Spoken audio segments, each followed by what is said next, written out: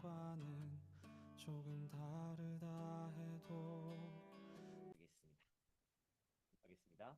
사랑과 은혜가 충만하신 하나님 감사합니다. 하나님의 은혜 가운데 오늘을 살고 있는 저희들 오늘도 하나님께서 초청하신 귀한 자리로 나와서 함께 말씀을 봅니다.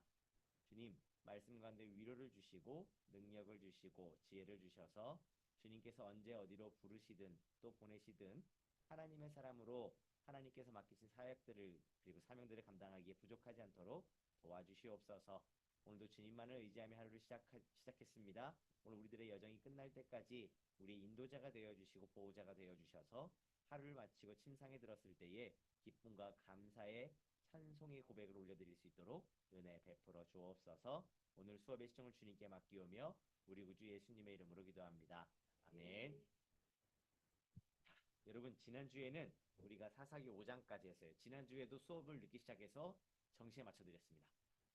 네. 지난 짧게 했어요. 안 오신 분들 좀 있고 해서 짧게 했는데 지난주에는 바락과 드보라와 바락의 이야기까지 해서 5장에서 마무리했고 오늘은 사사기 6장 기드온 이야기에서 출발을 합니다. 11절 12절에 맥표시해 주세요. 11절 12절에 맥표시.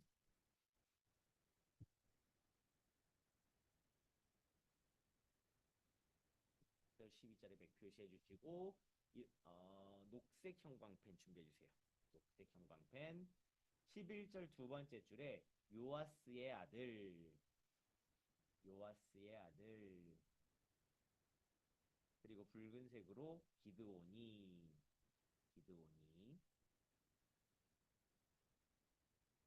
다시 녹색으로 바꾸셔서 이어 색칠합니다.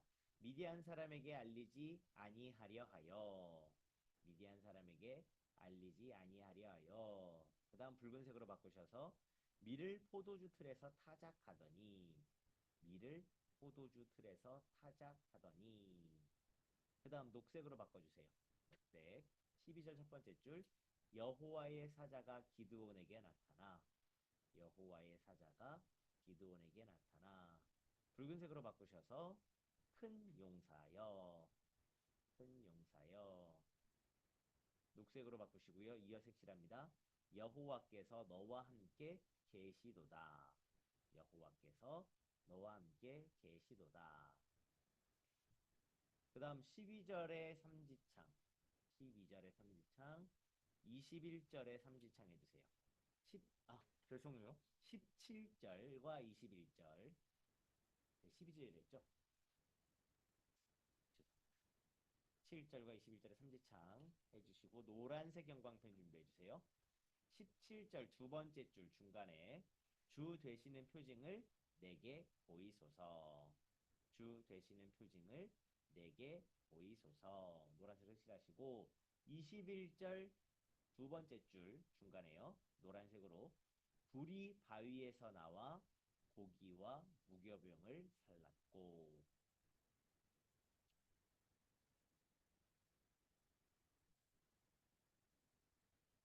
하셨으면 메모 볼게요. 자, 아까 우리 6장 11절 12절에 표시를 했는데요. 여기 보면 이렇게 질문이 되어 있어요. 기드온의 댐댐이는 이라고 되어 있습니다. 기드온이 어떤 사람이냐는 거예요. 어떤 성향 또 어떤 사람이었냐라고 질문 나오고 있는데 첫 번째 소심하고 연약하고 쪼잔한 성격입니다. 이 쪼잔하다라고 하는 건 이보다 더 적나라하게 설명할 수가 없어서 그래요. 그러니까 어, 성경에서 볼 때는 참 위대한 인물이기는 하나 뭔가 확실하지 않고 하면 조심성이 있다라고 볼 수 있지만 한편으로는 하나님이 무엇을 보여주셔도 어, 전적으로 던지지 못하는 그러니까 그런 거 있죠. 왜 우리 어, 내가 한 번 사고 네가 한 번 살 수 있어요. 보통 친구들 사이에 밥을 한 번씩 살 수 있습니다. 내가 100만 원짜리 밥을 샀어요. 제가 여러분이 100만 원짜리 밥을 이제 반대로 해봅시다. 그래야 여러분 크게 와닿을 것 같아요. 자, 여러분들이 저한테 100만 원짜리 밥을 사셨어요. 100만 원짜리 밥은 너무 과한가요? 어쨌든 100만 원짜리 밥을 사셨습니다. 제가 감사하다고 우리 다음에 밥 한 번 합시다. 그리고 제가 여러분에게 한솥 도시락을 선물을 드렸습니다. 식사자로 초대해가지고 한솥 도시락을 드렸어요. 그럼 여러분은 그래도 목회자니까 돈이 없어 그런가? 이해하실지 모르겠지만 친구 관계에서 여러분 생각해 보세요. 그러니까 호텔 뷔페에 초대를 해가지고 밥을 사줬는데 아, 내 이렇게 기쁜 일에서 고마워. 그래서 초대해서 밥을 사줬는데 내가 한번 살게. 그러고 사가지고 초대해서 자기도 한솥 도시락 시켜갖고 줍니다. 근데 그 친구 집이 또 가난하면 이해해요. 근데 꽤 잘, 나보다 잘 살아. 오늘 나랑 가수이 같아. 근데 이걸 딱 줬다 생각해 보세요. 여러분 솔직히 심정이 어떻겠어요? 그러니까 뭐 무시까지는 아니더라도 야, 내가 그래도 너한테 이런 걸 샀는데 이건 좀 너무하지 않냐 이러면서 친구들끼리 좀 싫은 소리도 할 수 있어. 차라리 관계가 멀면 속으로 다시는 안 박으로 덮으면 되는데. 근데 친구라서 버리진 못하는데 이거 좀 그런 딱 기도원이요, 여러분. 이게 표현이 그래서 그렇지. 생각해보세요. 하나님이 부르셨어. 아, 하나님 부르셨냐고 알겠다고. 뭐 결단한 것 같은데 근데 하나님 나한테 내 아무도 안 돼. 보여달라 그러면서 어떤 이적을 보여주세요 했더니 이적을 보여줬어요. 그러면 그래야지 믿을만 한데 근데 아닌 것 같아. 반대로 한번 해보시라고. 하나님 이거 뭐야? 오케이 반대로 해줄게. 여기서 끝나면 좋은데 이거 끝나고 나니까 또 다른 걸 요구하고 또 다른 걸 계속 요구해요. 그러니까 이건 어쨌든 쪼잔한 표현이 조금 비속적인 표현이라 그렇기는 하지만 딱 전형적으로 온전히 나를 보여주지도 않고 온전히 나를 맡기지도 못하는 인생. 이런 인생이에요. 아, 같이 군 생활하면 진짜 피곤하고 싫은 인생입니다. 우리 예전에 그 훈련소에 있을 때 동기들이잖아요. 그 기술이 나이를 초월해서 동기들이라고 모였는데 그 군대 앞으로 하면 다 같이 죽어도 다 같이 나가 죽어야 되는데 혼자 싹 보다가 마지막에 뛰쳐나가는 놈이 있어요. 의도적으로. 감점 안 당하려고. 아, 야가야 아주 그냥. 세상 싫어요. 그런 애가 우리 군대 하나 있었는데 다 싫어해요. 근데 같이 안 갈 수가 없어요. 왜냐면 우리는 운명공동체거든요. 그러니까 줄 맞춰서라 너 자꾸 더운데 혼자 그늘에 서 있지 마라. 너 때문에 우리 감전 당한다는데 혼자 딱 그늘에 딱 감전 당하면 이제 또 아무튼 그래요. 막 우리 욕 나오고 막 여기서 표현할 수는 없습니다. 이해해 주시고. 어쨌든 그래요. 딱 그런 자, 중요한 건 이런 기도원도 누가 사용하시니까 하나님이 사용하시니까 큰 용사 왜 이래? 큰 용사가 되었다라고 되어 있습니다. 그러니까 하나님 진짜 능력 있으신 분은 맞으세요. 하나님은 그런 우리의 성경을 아시고 그를 택하게 선택하셔서 쓰실 때는 이런 은혜를 베푸신다는 겁니다. 반대로 이야기하면 이스라엘에게 보여주시는 거예요. 봐라. 니들이 힘들고 어려울 때 내가 이런 애를 택해서 너희를 구원했다라고 보여주시는 거예요. 구원이 누구 손에 달려있다? 하나님의 손에 달려있다는 걸 보여주시는 겁니다. 만약에 이순신 장군이 구원했다고 생각해 보세요. 그러면 사람들이 그 하나님 때문이라 하겠어요. 이순신 때문에 그렇다고 그러겠지. 이건 자 넘어갈게요. 7장으로 넘어가겠습니다. 7장 7장 넘어가기 전에 37절 39절의 30창 요 표시 하나 더 해야 되겠네요. 아까 그제 쪼잔하다고 했던 근거들인데 37절의 30창 39절의 30창 앞에 재물 드리고 해봐라 그랬더니 하나님이 그래 국도 부어보고 다 해봐라 그래갖고 적신 재물에다 하나님 불이 임해서 몸 태우고 나서는 하나님이시네요 알아놓고선 뒤에 가서 또 하나님 시험하는 거예요. 이렇게 가서 전쟁하자 그랬더니 하나님 이거 좀 아닌데요 그러면서 양털 한 뭉치만 적셔보세요. 이것만 적시지 말아보세요 하면서 하나님 시험했던 부분인데 노란색 형광펜으로 양털 한 뭉치 37절에 양털 한 뭉치 그 다음 이슬이 양털에만 있고 그 다음 39절에는 세 번째 줄 중간에 양털만 마르고 어떤 느낌인지 아시겠죠? 느낌 오시죠? 이런 사람이에요. 자, 7장으로 넘어갈게요. 7장 5절에 삼지창. 7장 5절에 삼지창 하시는데 7절까지 연결해 주세요. 5절부터 7절까지 삼지창.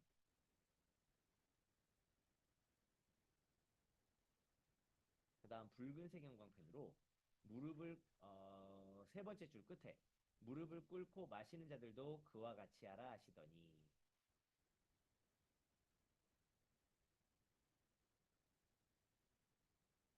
무릎을 꿇고 마시는 자들도 그와 같이 하시더니 그 다음 6절 손으로 움켜 입에 대고 핥는 자의 수 손으로 움켜 입에 대고 핥는 자의 수까지 붉은색으로 하셨으면 노란색으로 바꿔주세요.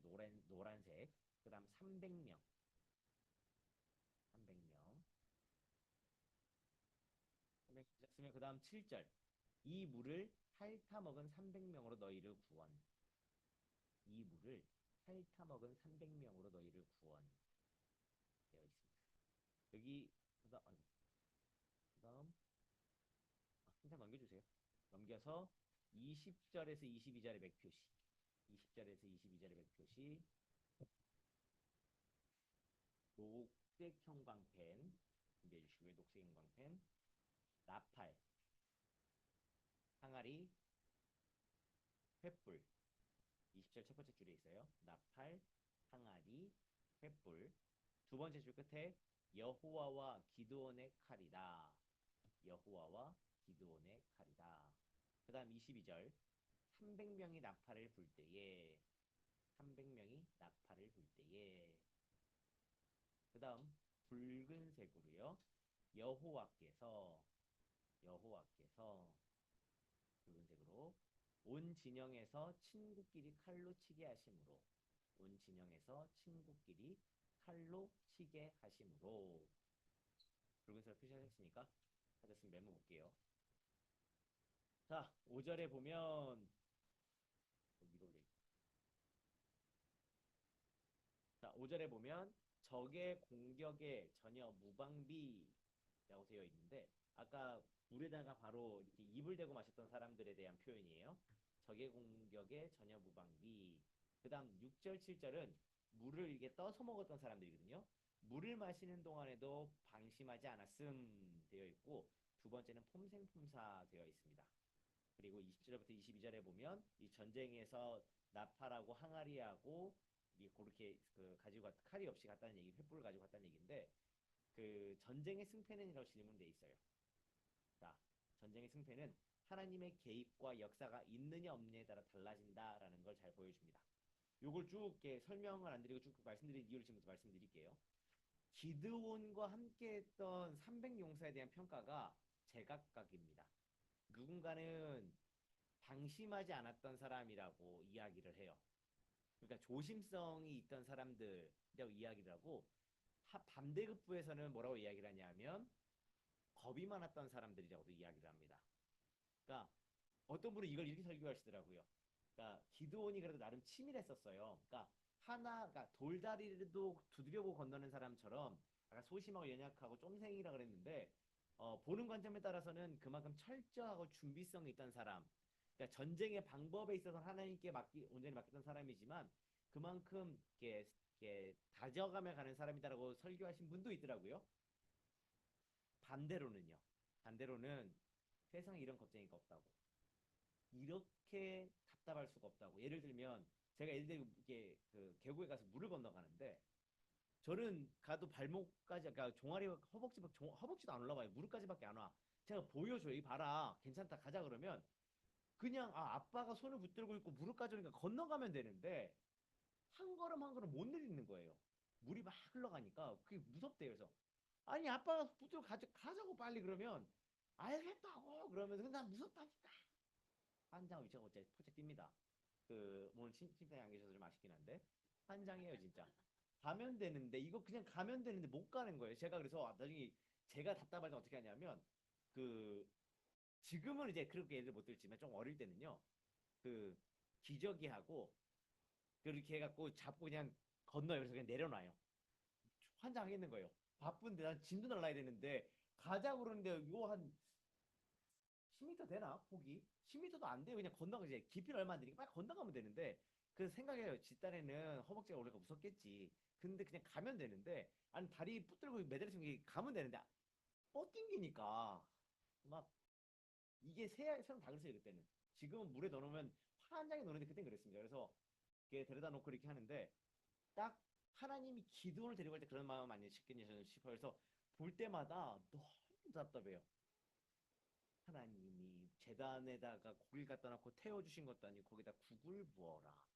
그냥 그러니까 우리 국이라고, 그러니까 이게 거기서는 국이라고 하면 우리 국이 좀 천차만별이니까 이게 맑은 물이에요. 그러니까 어떤 그 건더기가 있는 그런 물이 아니고 우리 맑은 육수.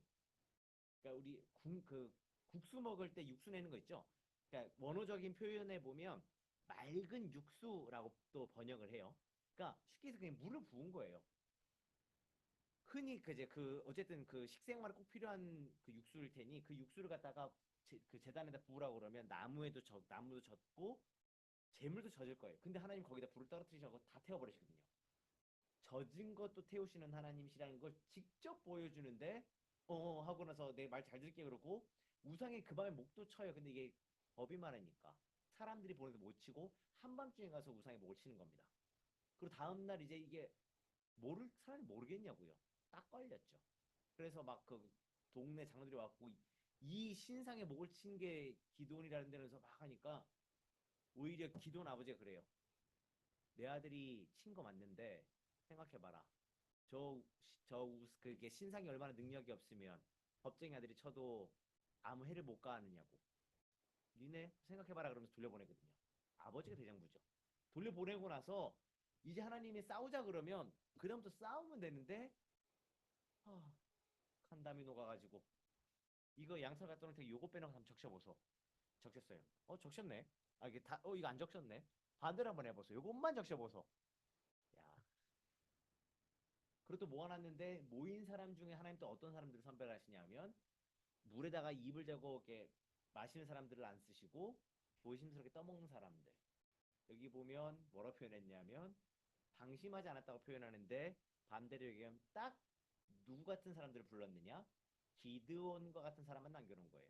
자, 그럼 생각해 봅시다. 나라를 구원하는데 하나님이 이런 사람들을 데리고 구원의 역사를 하셨다라고 이야기를 하는 부분과 정말 특별한 300명, 그러니까 요나단과 수종 들었던 두 사람이 가서 블레셋을 무찔렀던 그때 그 용맹함이 이들에게서 있겠냐는 거예요. 그렇지 않았다고요. 물론 순종에서 끝까지 한편으로 보면 대책 없이 간 건, 그러니까 어떤 무기를 가지고 뭔가 대항할 수 없는 그런 준비가 안 된 상태에서 간 거는 참 용맹한 모습이라고 볼 수 있겠지만 이들의 개인적인 성정만 보자면, 그러니까 이들의 인간적인 모습만 보자면 세상 연약한 사람들이라는 거예요. 근데 이렇게 얘기하고 있는 저도 스스로를 돌아보면 별 다를 게 없어요. 지금 이렇게 얘기하고 있지만 그래요.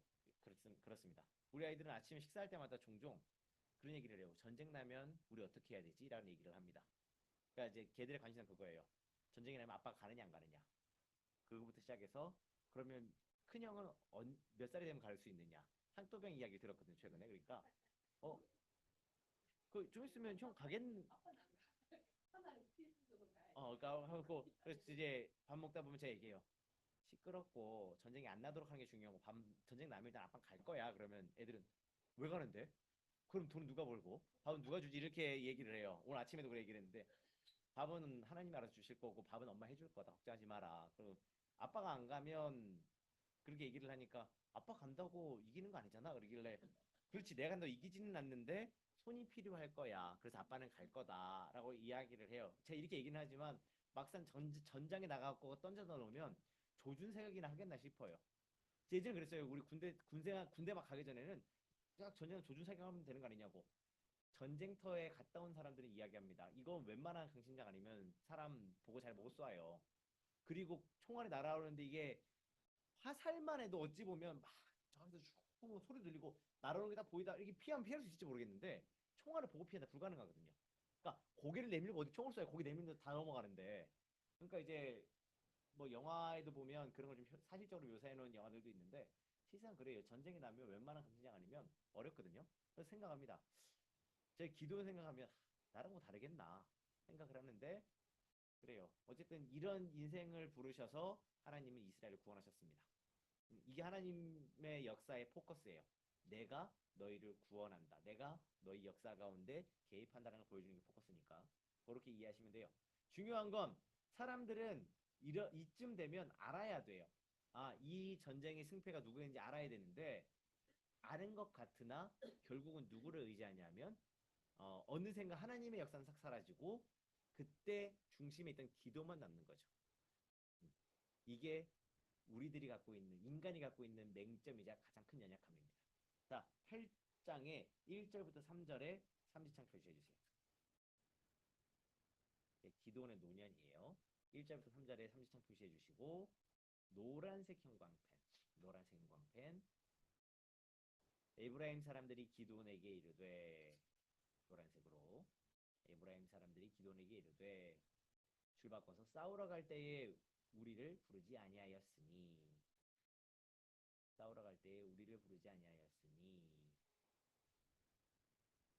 다음 2절.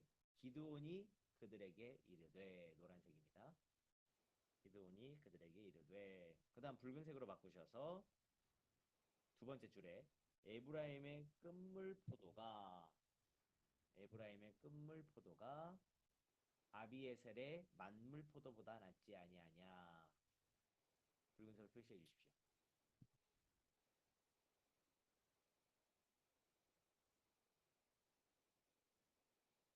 그 다음 노란색으로 바꾸셔서 3절 세 번째 줄 중간 끝에 그들의 노여움이 풀리니라.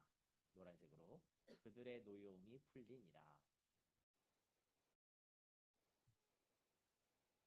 하셨으면 한 장 넘겨주세요. 한 장 넘겨서 22절, 23절 삼지창. 22절, 23절 삼지창. 30절, 31절 맥표시. 30절, 31절 맥표시.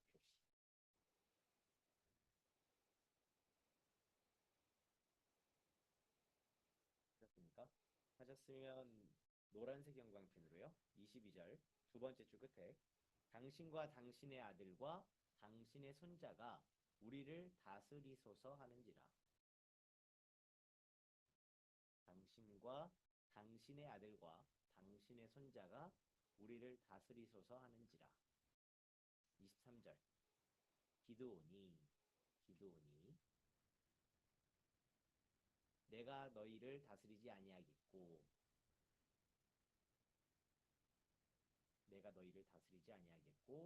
그 다음 붉은색으로 그 줄 끝에 여호와께서 너희를 다스리시리라.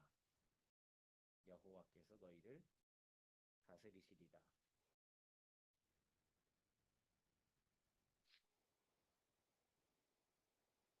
하셨으면 30절의 붉은색으로 첫 번째 줄에 아내가 많음으로 녹색으로 바꿔주세요. 아들이 70명 그 줄 끝에 있죠. 아들이 70명 31절 첩도 아들을 낳았으므로 그 줄 끝에 아비멜렉 하셨습니까? 하셨으면 매물 보겠습니다. 자, 8장에 보면 기드온의 장점 돼 있어요. 아까 지난번에 우리 그 맥찾기 할 때 말씀드린 것처럼 그 전쟁이 끝나고 나서 누가 찾아왔어요? 에브라임 사람들이 찾아왔어요. 에브라임이 찾아온 이유. 너희 왜 이 중요한 중대사를 우리와 함께 상의하고 진행하지 않았어?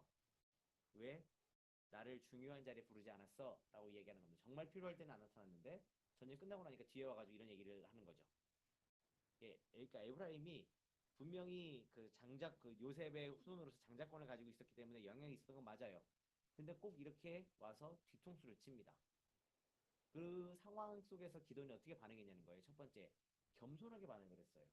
두 번째는 지혜 말을 했습니다. 세 번째, 운영으로 승리했던 자예요. 그러니까 우리가 아무리 낫다는 에브라임의 끝물폰 하나보다 낫겠냐. 그러니까 우리가 이렇게 하다 보니까 그냥 이렇게 끝났는데 우리가 너희가 굳이 안 와도 되는 상황이었어. 그러니까 우리가 너희 어떻게 쫓아가겠어. 그러니까 우린 너희가 최고로 생각하니까 좀 봐줘. 그러면서 넘어가는 거예요. 이런 상황이 나중에 어느 시대도 나타나냐면 입다 때도 나타나요. 근데 지금 기드온처럼 반응하지 않아요. 어떻게 하냐면 쌀해봐 쌀. 여러분 쌀이 드십니까? 저 학교 가면 이거 가지고서 선생님들이 장난을 쳤어요. 그러니까 쌀해봐 쌀 그러면 쌀 되네. 옆에 이제 견호도 이제 이목사님처럼 영주 친구 풍기 친구가 있어요. 옆에 있으면 쌀해봐 쌀 그러면 예? 쌀하라고 쌀. 안 되잖아. 이름 죽는 거라니까. 그래서 우리끼리 막 이렇게 성경만 농담하면 얘기를 했는데 이제 그런 거예요. 그러니까 입다는 그러지 않았어요. 그러니까 기드온과 입다의 성정이 정반대인 거 아시겠죠? 그러니까 기드온은 첫 번째 평화주의자고 싸우는 거 싫어해요. 대신에 이걸 좋게 포장하면 겸손하고 지혜로운 사람이고 온유한 사람이지만 그러니까 그만큼 두려움이 많은 사람입니다. 지금에 와서 기드온이 에브라임 사람에게 뭐라고 하는데 에브라임 무슨 할 말이 있겠어요? 진짜 필요할 때 어려울 때는 이렇게 아무것도 이렇게 안 보여주다가 끝에 그때 저녁 상황 끝나고 나니까 와가지고 야, 이 중요한 일에 이게 어떻게 큰 집을 안 부르고 작은 집끼리 일을 마무리할 수 있어라고 얘기하는데 아이, 그래도 우리가 당신만 하겠냐고 하면서 좋게 풀어가는 그러니까 트러블 나는 세상 싫어하는 그런 사람이 기드온이에요. 중요한 건 이렇게만 보자면 기드온이 참 잘하는 것 같은데 여러분 볼 때 어떠세요? 기드온에게 본인이 주인공이 되고 싶은 마음이 있었다 없었다? 있었어요. 이걸 어디서부터 올 수 있냐면 이 뒤에 나오는 장면으로부터 확인할 수 있습니다. 자, 22절, 23절 아까 우리 뭐라고 체크했죠? 22절, 23절 여기 보면 그 여호와께서 너희를 다스리실 거야라고 이야기를 하죠. 이게 사람들이 와서 얘기를 해요. 기드온, 당신하고 당신의 자녀들이 우리들을 좀 이렇게 지도해 주셨으면 좋겠다, 지켜줬으면 좋겠다라고 얘기하니까 기드온이 그래요. 에이, 그게 또 그러나 하나님께서 너희를 다스릴 거야라고 하면서 기드온이 뭘 만드냐면 금으로 에봇을 만들어요. 여러분 에봇은 언제 쓰는 겁니까? 제사 때 쓰던 옷이에요. 제사장의 옷입니다. 근데 이걸 누가 만드냐면 기드온이 만들어요. 물론 하나님께 감사함으로 영광 돌리기 위해서 만들었다고 볼 수 있어요.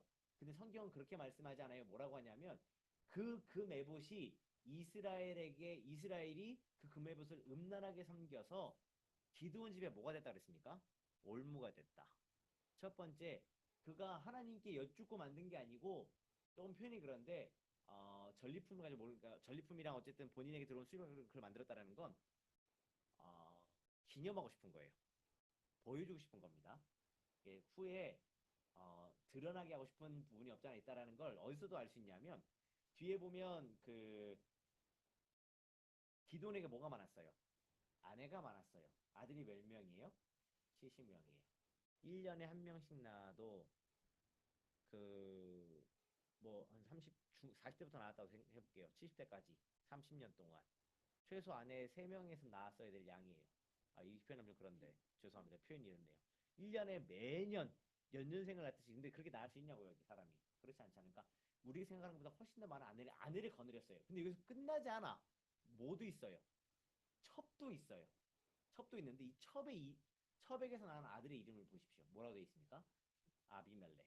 아비멜렉의 뜻은 나의 아버지는 왕입니다는 뜻이에요. 그 기도는 스스로 내가 왕이라고 얘기한 적이 없어요. 근데 그의 행보를 보면 이미 수많은 아내를 거느리고 첩을 거느리고 그 아들의 이름을 뭐로 지었냐면 아비멜렉이라고 지었어요. 이게 기드온의 기저에 깔려있는 겉으로 드러나지 않으나 그의 행보에 깔려있는 스스로 이미 이스라엘을 통치하고 있고 이스라엘의 왕으로 군림하고 있다라고 하는 반증이 되는 겁니다. 이해가 되시나요? 기도는 그런 사람이니까 소심하고 안 하는 거 같으면 뒤에서 할 거 다 하는 사람. 쪼잔한 사람. 밥 사줘. 나 돈 없어. 근데 다음날 명품 백 들고 나타나는 기가 막힌 사람. 그런 사람이 누구냐면 기도원이에요. 이러면 또 목사님 기도 너무 폄하하는 그래도 기도원 300용사라고 얘기하고 기도할 때마다 기도원을 한 번씩 설교하시는 목사님 뭐가 돼요? 하세요. 설교 내가 하지 말라는 적 없어요. 그 순간에 순종한 건 귀해요. 하지만 그 본성은 이렇다라는 거예요. 그가 아무리 귀한 사람이라고 해도 아닌 걸 맞다고 할 수는 없잖아요. 이런 사람이에요. 하나님은 이런 사람을 사용하셔서도 이스라엘을 구원하셨습니다. 그렇게 접근하셔야 돼요, 여러분. 자, 그래서 여기 보면 아까 우리 31절에 아내가 많음으로 돼 있는데 이걸 매물 뭐로 돼 있어요? 가문의 지뢰밭을 만들어 놓은 것. 이유가 뭘까요? 기드온이 사후에 어떻게 되겠냐는 거예요. 이미 기드온은 자기 기저에 내가 이스라엘의 왕이라는 걸 이미 깔고 살고 있어요. 그렇게 말은 안 했지만 이미 보여지고 있는 부분이 있는데 그 영향은 누가 받았겠습니까, 여러분? 보스라는 자네들에게 갔을 거예요. 나중에 비극이 벌어지죠. 어떤 비극입니까? 나중에 많은 아내를 둔 결과 어떤지 한번 9장에 살펴보도록 할게요. 자, 9장입니다. 9장 5절에 맥표시. 5절 6절에 맥표시 해주시고 붉은색 형광펜 준비해주세요. 붉은색 형광펜. 5절 첫 번째 줄 끝에 여룻발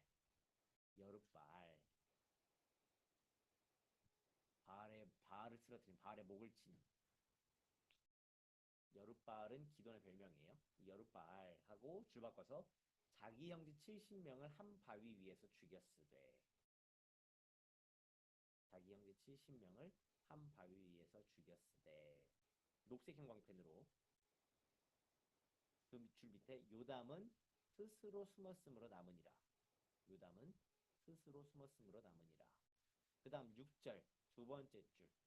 아비멜렉을 왕으로 삼으니라.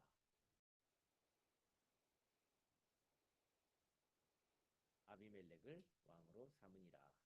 하셨으면 한 장 넘겨서요. 한 장 넘겨서 22절에서 24절의 삼지창. 22절에서 23절의 삼지창. 22절, 23절의 삼지창. 붉은색 형광펜. 붉은색 형광펜. 23절. 하나님이 그 줄 끝에 악한 영을 보내심에 그 다음 노란색 형광펜으로 세겜 사람들이 아비멜렉을 배반하였으니 그 다음 24절 그들을 죽여 피 흘린 죄를 그 줄 중간에 아비멜렉과 아랫줄에 세겜 사람에게로 돌아가게 하십니다. 세겜 사람들에게로 돌아가게 하십니다. 노란색으로 색칠해 주시면 됩니다. 하셨으면 한 장 넘겨서요. 49절의 삼지창. 53절, 54절에 삼지창 해주세요. 49절의 삼지창, 53절, 54절의 삼지창.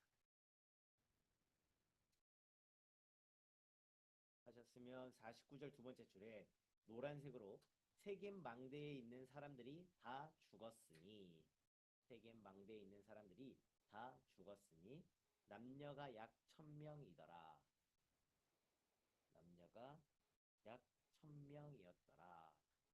그 다음 계속 노란색으로 53절 한 여인이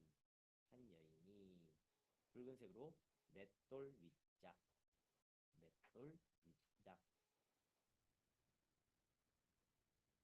그 다음 노란색으로 아비멜렉의 머리 위에 내려 던져 줄 바꿔서 두개골을 깨뜨리니 까지 하셨으면 메모 보겠습니다. 자, 아까 아들들이 바위 위에서 다 어떻게 됐습니까? 죽었어요. 여룻바알의 아들이 그 70명의 그러니까 많은 아들들을 죽였고 요담만 살아남았다고 되어 있는데 누가 죽였다는 걸까요? 여룻바알의 아들 중에 누가 죽였겠습니까? 누가 왕이 됐어요 나중에? 아비멜렉이 왕이 됐죠. 아까 아비멜렉 기억나십니까? 첩의 아들이에요. 첩의 아들이 본체 아들들을 딱 불러다가 바위 위에서 뭐 연애한다 뭐다 불렀겠죠. 그럼 다 어떻게 했다? 싹 죽였습니다. 형제난이 싹 다 죽여요. 그렇게 된 이유가 뭡니까? 기드온이 많은 부인을 둔 결과예요. 그러니까 지나치게 욕심내서 가문의 번영을 위해서 너무 열심히 힘을 쏟은 나머지 더 큰 비극을 만났습니다. 그렇게 접근할게요. 자, 그러면서 질문돼 있어요. 여룻바알이 누구냐라고 돼 있는데 기드온의 별명이에요. 사사기 6장 32절을 보면 우상의 목을 친, 그래서 그 신상을 쓰러뜨린 기드온을 향해서 여룻바알, 그러니까 바알을 쓰러뜨렸다. 그래서 여룻바알이라고 부릅니다. 이거는 참고로 알고 계시면 되겠고요. 자, 23절은 이제 그 아비멜렉에게 임한 그 심판에 관련된 건데 첫 번째 하나님이 악한 영만 보내셔도 순식간에 어떻게 된다? 멸망당합니다. 그렇기 때문에 두 번째 항상 겸손해야 해요. 우리 인생은 항상 겸손해야 합니다. 뭐가 좀 잘 되면 한없이 어깨에 날개를 붙이고 날아다니시는 분이 있는데 높이 날수록 한 방에 떨어져요. 그러니까 우리는 항상 겸손해야 돼요. 특별히 신앙인들은 더더욱 그래야 합니다. 제발 나가서 어떤 집안에 경사가 있을 때 겸손함으로 이건 내가 아니라 하나님이 하셨다라고 얘기하는 건 좋아요. 근데 그러면서 제발 하나님의 이름을 경히 부르지 마십시오. 그러니까 만홀히 여김당하도록 만들지 말란 얘기예요. 그러니까 경히 쓰지 말란 얘기는 모든 일이 하나님께서 하시다라는 거 고백하는 게 좋습니다. 그런데 내 인생 잘 풀리는 것도 하나님께서 풀어주신 거 맞죠. 그런데 그냥 이게 일이 잘 풀렸어요. 하나님 은혜입니다라고 하는 데까지는 그래도 괜찮아요. 근데 내가 하나님께 어떻게 기도를 했고 어떻게 했더니 하나님 내게 이렇게 큰 복을 주셔갖고 내가 이렇게 누리고 있다라고 제발 얘기하지 마세요. 나중에 망하면 그 뒷감당은 다른 신앙인이 해야 됩니다. 우리는 당연히 힘들고 어려워요. 그러니까 감사함으로 얘기하는 것까지 좋아요. 근데 선 넘지 말라는 얘기입니다. 그러니까 하나님께서 베푸신 은혜라고 얘기하는 것까지 좋은데 그러면서 많이 가시는 분은 그렇게도 얘기해요. 그 신앙생활 똑바로 해야 된다. 그래도 같이 신앙생활에 신앙 똑바로 한다. 권면하는까지도 좋아요. 그래 좋다. 여기까지 좋다 이거예요. 근데 그러면서 누구는 봐라 신앙 똑바로 안 하니까 이렇게 된다. 저 봐라 저 가정은 이렇게 된다. 제발 제발 그러지 마십시오. 제 목회인 제가 목회 얼마나 했지만 제가 아주 그분 때문에 쥐구멍에 들어오고 싶은 때가 그러니까 그분이라는 건 뭐 우리 주변에 누구라는 게 아니라 그런 케이스를 갖고 있는 분들이 두세 분 계셨어요. 우리 교회뿐만 아니라 다른 교회에서 있었는데 교회 와가지고 간증가 다 좋아 다 좋은데 제발 거기까지. 그러니까 잘 됐다면 축하해 그러면 예 그냥 은혜입니다. 그리고 거기서 끝나야지. 그리고 정말 감사하거들랑 밥 한 끼 내고 그냥 거기서 조용히 사라져야지 하는 만큼 그래서 탑을 쌓는 만큼 나중에 한없이 추락합니다. 제발 그러지 마세요. 나중에 그분 이런 부분들 그러니까 그럼 잘 된 것뿐만 아니라 안 되는 것도 볼 거 아니에요 옆에 같이. 그럼 와서 얘기해요. 목사님 이거 무슨 어떻게 봐야 돼 어떻게 이해해야 되는데요 하나님이 버리신 겁니까부터 시작해가지고 막 별의별 또 소리가 다 소문이 나게 돼 있어요. 그 옆에 좋게만 보는 건 아니잖아요. 우리가 이게 선한 사람들이 아니니까. 자 부탁드릴게요. 아시겠죠? 거기까지만. 답변은 진짜 곤란해요. 그러니까 제발 그러지 않도록 여러분부터. 자, 마지막 53절에 보면 그렇게 형제들을 죽이고 승승장구가 탔던 아비멜렉 결국 마지막에 어떻게 죽습니까? 성벽 위에서 던진 뭐에 맞아 죽어요? 맷돌에 맞아 죽어요. 이제 비극적인다. 돌 맞아 죽은 거랑 똑같은 겁니다. 여러분 이 맷돌을 맞아 죽었다라고 하는 부분들을 그냥 누가 던졌고 죽었네라고 이해하지 마시고 성경에 어, 하나님 앞에 범죄한 사람들을 보통 어떻게 죽이냐면 돌로 쳐 죽여요. 그러니까 돌을 던진다라 그러는데 이게 돌을 이렇게 야구에서 던져 죽이는 게 아니고 손에 돌을 쥐고 치는데 가장 먼저 누가 치냐면 어, 리더급이 칩니다. 예를 들면 제사장들이 치든지 우리 스데반의 순교에서도 볼 수 있지만 그 사울이 어쨌든 거기서 되게 중요한 역할을 감당하거든요. 먼저 치고 사람들이 그 앞에 다 이렇게 옷을 이렇게 두는데 그만큼 사울의 비중과 역할이 컸다라는 거예요. 그러니까 스테반이 돌로 쳐 죽임을 당할 때 그때 가장 중심적인 역할을 했던 게 누구냐면 사울이에요. 사울이 그 현장에서 보고 근 납득이 안 되는 거죠. 아니 근데 어떻게 저 맞으면 저럴 수 있지? 의문을 품고 있는 때 담에서 올라가던 때 하나님께서 그에게 말씀하시자 한 판이 깨지는 겁니다. 내가 살아왔던 길이 무너지고 그 길이 끊어지고 내가 생각했던 하나님의 역사가 이렇게 깨어지고 그러니까 자기가 생각했던 하나님의 나라와 하나님의 그러니까 신앙생활의 형태가 산산조각 나는 거예요. 그 과정들을 통해서. 그러니까 즉 아비멜렉이 돌에 맞아 죽었다라는 건 신앙적으로 보통 이제 하나님 앞에 큰 범죄를 했을 때 돌로 쳐 죽이는데 그러니까 율법에서 큰 죄를 저질렀을 때 돌로 쳐 죽이는데 돌에 맞아 죽었다라고 하는 건 그냥 연이 던진 돌에 맞아서 운 없이 죽었다라고 보시면 안 되고 하나님께서 아비멜렉의 죄를 그만큼 중히 보셨다라고 접근을 하셔야 돼요. 자, 10장으로 넘어갈게요. 자, 1절, 2절의 백표시 1절, 2절의 백표시 그리고 3절의 백표시 붉은색 형광펜으로 돌라 그 다음 녹색 형광펜으로 사사가 된 지 23년만 그 다음 3절에는 붉은색으로 야일 녹색으로 바꾸셔서 22년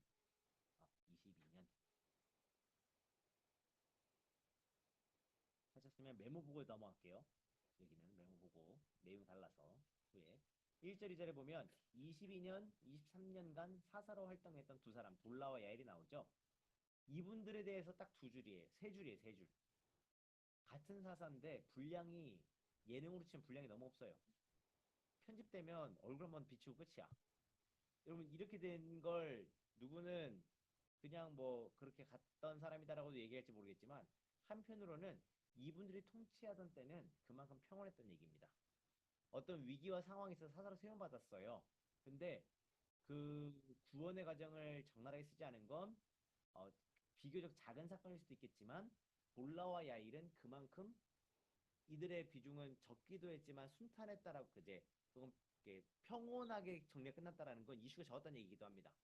그러니까 여기에서도 이게 뭐라고 표현해야 될까? 종특이를 표현하면 좀 너무 제가 넘어간 것 같고 어 기드온을 용사와 같이 이야기하시는 분들은 대부분 이런 돌라와 야일을 보면 능력 없는 사사였다라고 조금 폄훼해요. 그 반대로 기드온은 쫄보였어라고 얘기했던 분들은 반면 이런 분들 볼 때마다 이분들은 그만큼 분량이 적었다라는 건 이슈가 적었다는 얘기이기도 해. 한편으로는 큰 문제 없이 이만큼 오랜 시간 평온하게 나라를 다스렸다는 얘기이기도 해. 라고도 이야기를 합니다. 하나님께 묻고 싶어요. 하나님, 뭐 해야 될까요? 저도 혼돈이 됩니다. 그러니까 이렇게 얘기하는 건 자꾸 이렇게 서로 다른 부분들을 주장하시는 목사님들이 계시니까 그런데 저는 어쨌든 기도는 쫄보라는 거에서는 이견이 없습니다. 저는 그렇게 생각해요. 제가 보는 성경의 과정은 그렇습니다. 그리고 돌라와 야일은 한편으로 이슈가 적었다라는 건 그만큼 평온하게 흘러갔다라고도 봐요. 만약에 이들이 능력 없는 사람으로 탁 정리할 것 같으면 초대 리더 가운데 초대 리더라기보다는 핵심적인 역할을 했던 아브라함하고 야곱 같은 경우는 분량이 꽤 크잖아요. 그리고 이 사람 능력 있고 이삭은 능력이 없는 사람이 되는 거예요. 그런 건 좀은 할 수 없어. 그냥 그 성경에 그만큼 등장할 만큼 특별함이 없었지만 동시에 그만큼 꾸준하고 이제 잘했던 사람이다라고 저는 그렇게 이해합니다. 왜냐하면 성경은 대부분 사람이 잘했다라는 평가보다는 하나님께 쓰임 받았으나 이런 연약함이 있다라는 관점이 훨씬 더 크기 때문에 그런 관점에서 보자면 저는 전자가 맞지 않나라고 생각을 합니다. 뭐 성경을 읽는 관점 서로 다를 수 있으니 판단은 여러분께 맡길게요. 11장으로 넘어가겠습니다. 11장 1절에서 3절의 맥표시. 이제 본격적으로 입다의 이야기가 시작돼요. 입다 이야기가 시작이 되는데 앞에 10장 그 4절부터는 입다의 상황들을 먼저 이야기를 하고 그다음 입다가 부름받았다는 얘기를 합니다. 자, 1절부터 3절의 맥표시 그리고 8절의 삼지창 표시. 8절의 삼지창 표시. 하셨으면 녹색 형광펜으로 입다. 입다. 그다음 기생이 길르아색에서 낳은 아들. 기생이 길르아색에서 낳은 아들. 그 다음 2절 첫 번째 줄 끝에 그 아내의 아들들이 자람의 입다를 쫓아내며 그 아내의 아들들이 자람의 입다를 쫓아내며 그 다음 너는 다른 여인의 자식이니 우리 아버지의 집에서 기업을 잊지 못하리라. 너는 다른 여인의 자식이니 우리 아버지의 집에서 기업을 잊지 못하리라. 그 다음 3절 입다. 입다. 형제들을 피하여 돕당에 거주. 형제들을 피하여 돕당에 거주. 그 다음 잠류가 그에게로 모여와서 그와 함께 출입. 하셨으면 붉은색 용품 준비해주세요. 8절 첫 번째 줄. 길르앗 장로들이 입다에게 이르되 길르앗 장로들이 입다에게 이르되 노란색으로요. 당신을 찾아온 것은 우리와 함께 가서 암몬 자손과 싸우게 하려 함이니 그리하면 당신이 우리 길르앗 모든 주민의 머리가 되리라. 우리 길르앗 모든 주민의 머리가 되리라. 자, 12절부터 29절 죄송해요. 29절부터 31절까지 맥표시. 29절 한 장 넘겨서 29절에 31절에 맥표시 그리고 36절에 삼지창 표시해주세요. 36절에 삼지창 표시. 붉은색 형광펜으로 29절 이에 여호와의 영이 입다에게 임하시니 이에 여호와의 영이 입다에게 임하시니 30절 여호와께 서원 31절 누구든지 내 집 문에서 나와서 나를 영접하는 그는 누구든지 내 집 문에서 나와서 나를 영접하는 그는 번제물로 드리겠나이다. 번제물로 드리겠나이다. 그 다음 붉은색으로요. 붉은색으로 계속해서 36절 두 번째 줄 중간에 아버지의 입에서 낸 말씀대로 내게 행하소서. 하셨습니까? 하셨으면 여기 멤버 볼게요. 11장 멤버입니다. 자, 길르앗 장로들이 찾아온 이유가 뭔가요, 여러분? 구원을 위해서죠. 첫 번째, 쫓겨난 인생이지만 싸움 실력을 준비했기 때문에 찾아온 거예요. 두 번째, 하나님의 말씀 실력도 대단했음. 세 번째, 환경과 여건을 탓하지 말고 어떤 상황에서도 실력을 준비하자 돼 있습니다. 이거 두 번 돼 있네요. 실력을 준비하자 됐고요. 31절. 첫 번째, 성질대로 서원하는 입다. 두 번째, 좋은 성격을 개발시키자 되어 있습니다. 자, 입다가 쫓겨났어요. 왜 쫓겨났습니까? 아까 우리 색칠했어요. 입다가 누구의 아들이에요? 첩의 아들이에요. 그래서 아버지 첩의 아들임에도 불구하고 아버지 집에 살다가 점점 자라면서 형제들, 그러니까 본처의 형제들 쫓아냅니다. 너는 다른 년의 자식이니 뭐라 그래요? 우리 아버지 집에서 기업이 없어 라고 얘기하고 쫓아냅니다. 그래서 어디로 갔냐면 돕당이라는 곳에 가서 거주했는데 그때 입다 주변에 몰린 사람들을 뭐라고 표현해요? 잡류라고 하거든요. 잡류. 요게 완곡한 표현이에요. 쉽게 이야기하면 입다가 그래? 갈게 하고 나와가지고 돕당에 가서 뭐가 됐냐면 그 불량배들의 우두머리가 됐다라는 겁니다. 그러니까 쉽게 이야기해서 산적 도적이 됐다고 생각하시면 돼요. 해적은 아니지. 바다에 있는 게 아니니까 산적으로 합시다. 산적이 된 입다예요. 그래서 살고 있는데 길앗이 위험에 빠지니까 누가 찾아오냐면 길앗을 대표하는 장로들이 찾아와요. 그래서 얘기합니다. 너 와서 우리를 좀 위해 싸워라. 그럼 네가 우리 구원해주면 너 지도자로 삼을게라고 얘기했더니 이따가 홀 하고 와가지고 구원해내요. 구원해내는데 그 이걸 좋게 이야기하면 상황과 환경에 매몰되지 말고 준비하자라고 해서 이 부분은 동의를 합니다. 그러니까 입다 입장에서 얼마나 상실감이 크겠어요. 그리고 그냥 다 장성에서 만난 형제들이 아니에요. 여기 보면 그 시제를 보면요. 같이 자라오다가 이게 본인이 첩의 자식이긴 하지만 그거는 서름이 없었겠어요. 이미 보니까 쌍수가 노렸어 애들은. 다 크고 나가지고 서로 좀 이해할 법한데 입다가 자기가 첩의 자식으로 태어나고 싶어서 태어난 거예요. 아버지 한번 됐지. 그러니까 태어나놓고 자라니까 이거 있으면 우리 재산도 나눠줘야 되겠고 아이 마음에 안 들거든요. 내쫓아요. 그러니까 이게 형제들의 수준이었는데 쫓겨나면 비관하고 생을 마감할 그러니까 죽으란 말은 아니지만 이렇게 뭔가 이렇게 스스로 길을 개척하기 참 힘들었을 텐데 일단 당찬 사람이었어요.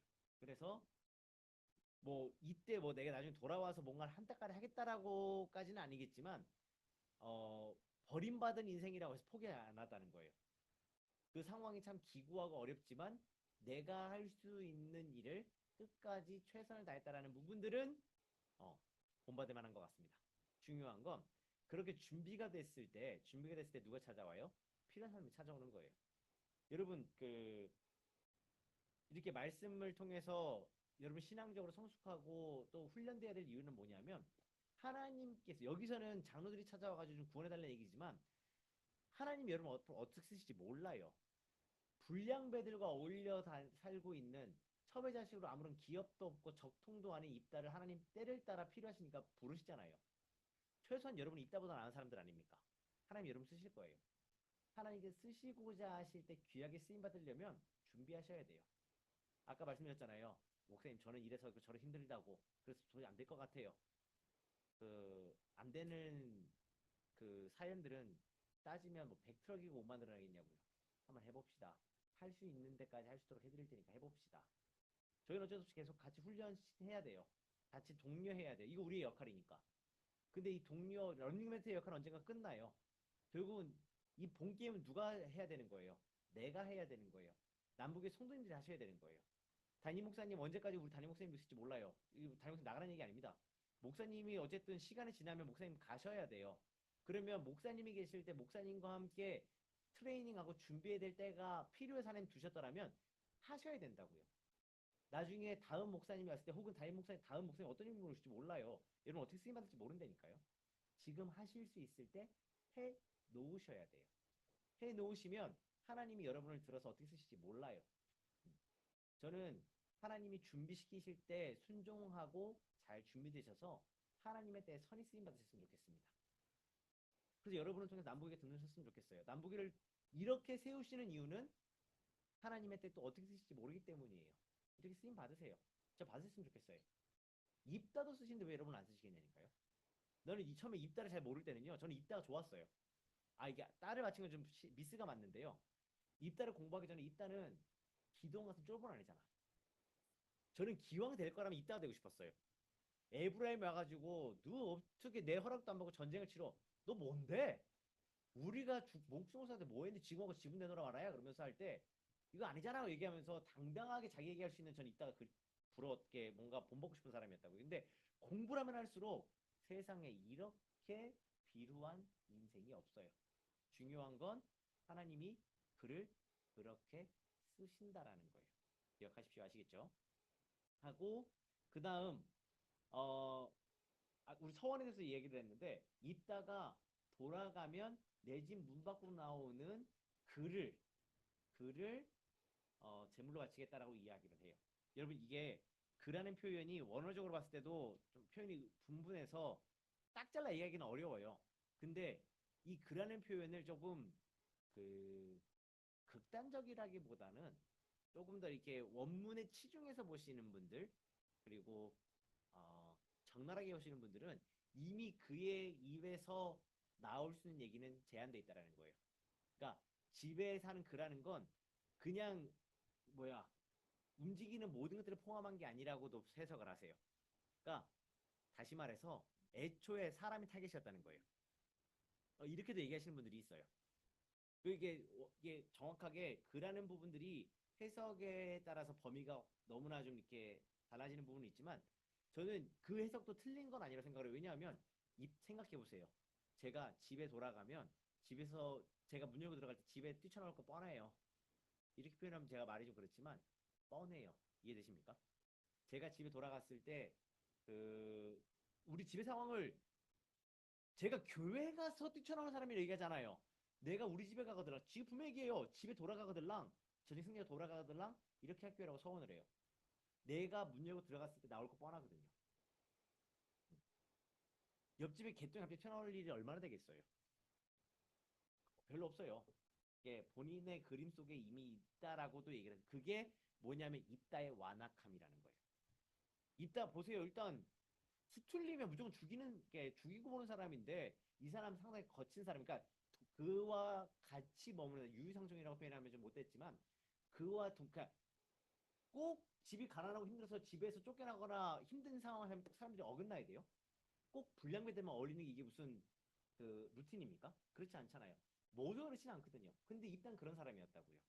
거꾸로 이야기하면 입다 자체가 거친 사람이었고 그들 가운데 우두머리로 군림할 만한 사람이었어요. 그러니까 그런 성질. 그래서 여기 보면 좋은 성격을 어떻게 된다고 해야 된다요? 개발해야 된대요. 성격대로 쓰임 받으니까 좋은 사람이 될수록 이게 살아야 된다는 거예요.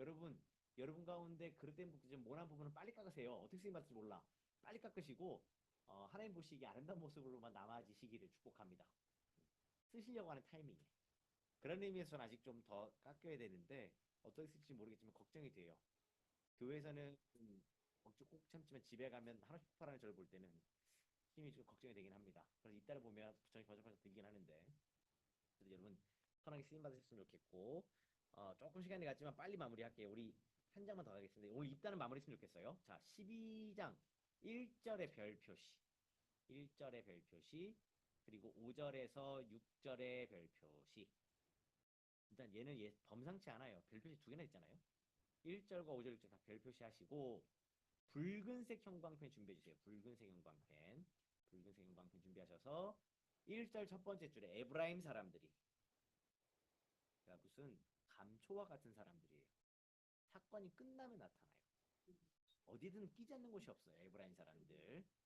자, 하셨으면 노란색으로 바꾸셔서 입다에게 이르되 내가 암몬 자손과 싸우러 갈 때에 어찌하여 우리를 불러 너와 함께 가게 하지 아니하였느냐 하면서 붉은색으로 이야기합니다. 붉은색으로 바꿔주세요. 우리가 반드시 너와 내 집을 불사르리라. 근데 에브라임 사람이 잘못했어요. 이미 딸을 바쳐가지고 그 마음이 어쨌든 불량배인데 그래도 자기 새끼를 그렇게 바치고 났을 때 일단 마음이 어땠겠어요. 근데 거기 가고 뭐라고 얘기해요. 지금 가뜩이나 마음에 불 질러놨는데 거기다 대고 내가 니네 집 불 지를 거야 라고 얘기를 하니까 눈 돌아가죠. 그러니까 이런 것도 이해가 되니까 있다가 입이 방정이야. 이러면 안 되는데. 아, 있다가 아니고 에브라임 입이 방정이에요. 자, 노란색으로 바꾸셔서 5절.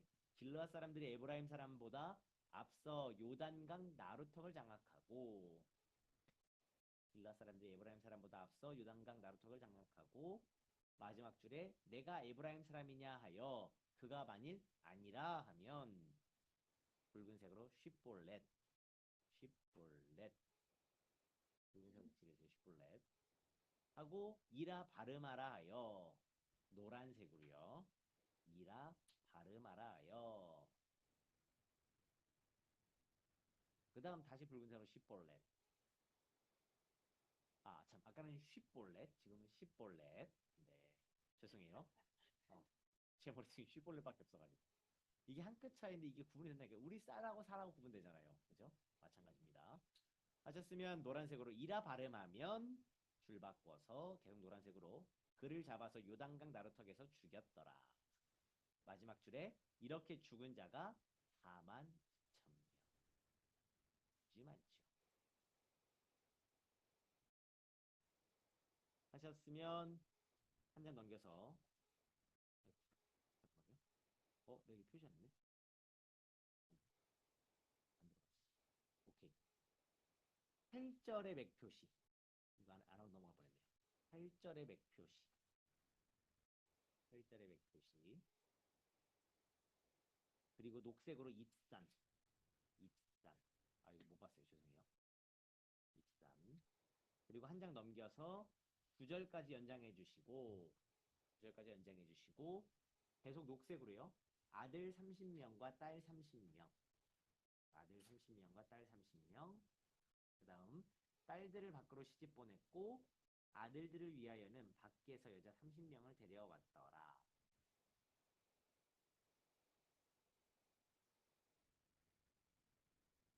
그다음 11절 엘론. 엘론. 11절 맥표시 하시고요. 13절부터 14절도 맥표시 하세요. 할 때 한꺼번에 해야죠. 11절 맥표시, 13절, 14절 맥표시.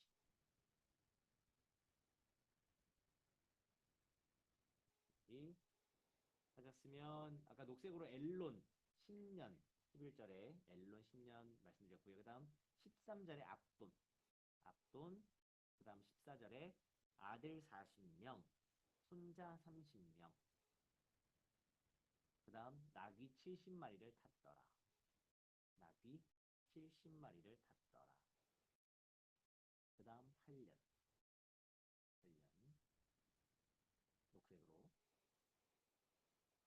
여기 사사들은 사사가 되고 나서 평화로워까지 사사로 다스렸던 시간도 짧지만 한 건 뭐예요? 자녀들 시집장가 보는 이야기 다예요. 그리고 아들하고 손주하고 낙을 탔다. 끝이에요. 이걸 단순히 평화라고 얘기하는 좀 부끄럽고요. 그러니까 정말 이때는 어떻게 뭐로 표현해야 될까요? 이거 뭐 어떻게 커버가 안 돼요. 죄송해요. 이분들은 커버가 안 돼. 그냥 그런 사람들이에요. 그렇게만 보시고 그래서 할 말이 없어요. 중요한 건 우리 입다 이야기를 마무리하도록 할게요. 아까 이제 에브라임 와가지고 12명 열받아갖고 어떻게 하냐면 다 죽이는데 여기 1절에 질문이 이렇게 돼 있어요. 너희 다 죽일 너네 집 불지르고 너 또 불지를 거야 그랬더니 그 입다 가만 안 두는데 여기서 말하는 이들이랑은 에브라임 사람들이에요. 이들의 영적 DNA는 그러니까 이들이 원래 어떤 사람이냐는 거예요. 첫 번째 12종자. 그러니까 주구장창 보여주는 건 내가 에브라임이라는 거예요. 그러니까 적당히 해야죠. 적당히.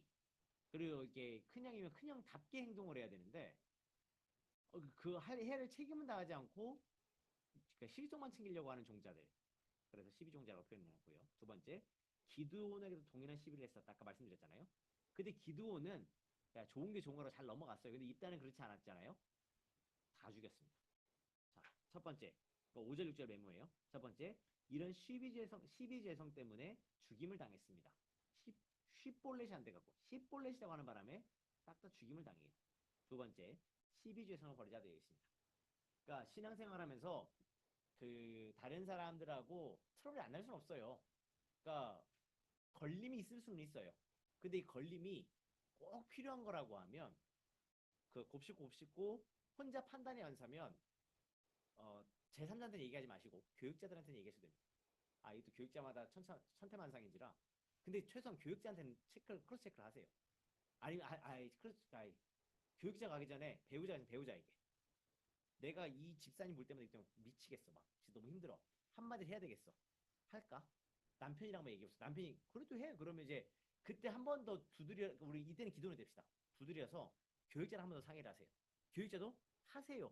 혹은 이제 해드릴게요 하면 다행인데 또 살 발 빠는 교육자들이 있어요. 아이, 이렇게 얘기하면 안 되지. 그래도 우리 그 동업자 정신이 있어야 되니까. 그러니까 그래도 하세요라고 얘기를 그러니까 지금 얘기하세요라고 얘기하면 권해 얘기하세요라고 하면 그땐 얘기 한번 하십시오. 근데 이게 습관적으로 하는 사람들이 있어요. 어떤 느낌인지 아시겠습니까? 뭐가 해놨는데 내가 이런데 나한테 얘기도 안 하고 있어요. 근데 이건 말씀드리지만 어느 교회나 다 있어요. 어느 교회나 다 있어요. 그러니까 그게 싫어서 결단하지 마시라는 얘기예요. 가면 또 만나게 돼 있어요. 그러니까 어느 교회나 돼 있으니까 그런 부분들이 정 힘들면 교육자한테 상의를 하십시오. 그리고 기도를 하시고 그냥 거기까지만 하세요. 그리고 정 힘들면 한 번 정도는 권면을 하시되 이렇게 트러블 서로 이렇게 불편하게 서로 이렇게 부딪히지 마세요. 어디나 있습니다. 중요한 건 그런 분들이 그걸 버릴 수 있도록 하나님이 도우시지 않으면 불가능해요. 그러니까 교육자가 얘기를 하라는 건 알고 중간에 중재를 조금 그래도 이렇게 할 수 있으면 사이에 있다 보면 저희가 중간에 가서 그 이렇게 물렁뼈 역할을 할 때가 종종 있어요. 디스크 역할을 할 때가 있어요. 여러분 잘 모르시겠지만 저희가 부딪혀서 싹 들어가가지고 이렇게 싹 할 때가 눈치껏 있습니다.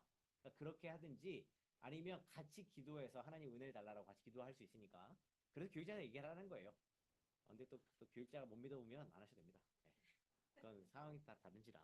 일단 상황 그래요. 자, 오늘 여기까지 수업할게요. 여러분 수고 많으셨고요.